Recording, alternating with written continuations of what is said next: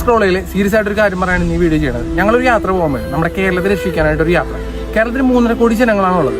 അപ്പോൾ നമ്മുടെ എല്ലാവരുടെയും തലക്ക് മുകളിൽ ഒരു മരണം നിൽപ്പുണ്ട്. മുല്ലപ്പെരിയാർ ഡാം 50 വർഷം മാത്രം കാലാവധിയുള്ളൊരു ഡാം എന്ന് 129 വർഷത്തിൽ നിൽക്കുകയാണ്.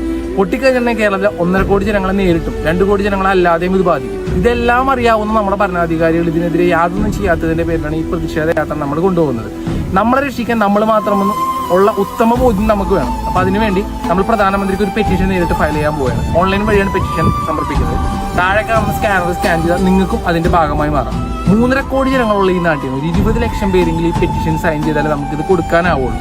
അപ്പം ഞാൻ ഈ പറയണമെന്ന് വെച്ചിട്ടുണ്ടെങ്കിൽ പല റീൽസ് നിങ്ങൾ കണ്ടിട്ടുണ്ടാവും, ഗീവ് വീഡിയോ ഒക്കെ ഷെയർ ചെയ്യുന്നത്. അപ്പോൾ അതിൻ്റെ ഒരു 10% ആളുകൾ ഈ വീഡിയോ ഒന്ന് ഷെയർ ചെയ്ത് തന്നിട്ടുണ്ടെങ്കിൽ നമുക്ക് നമ്മുടെ കേരളത്തെ രക്ഷിക്കാനാവും. അപ്പം എല്ലാവരും നിർബന്ധമായിട്ട് ഒന്ന് സ്റ്റാറ്റസ് ഇട്ടും ഷെയർ ചെയ്തും നമ്മുടെ ഈ യാത്ര ഒന്ന് വിജയിപ്പിച്ച് തരണമെന്നും നിങ്ങൾ നമ്മുടെ കൂടെ നിന്ന് ഒറ്റക്കെട്ടായി നമുക്ക് കേരളത്തെ സംരക്ഷിക്കാൻ കഴിയുമെന്നുള്ള ഉറപ്പോടുകൂടി നമ്മൾ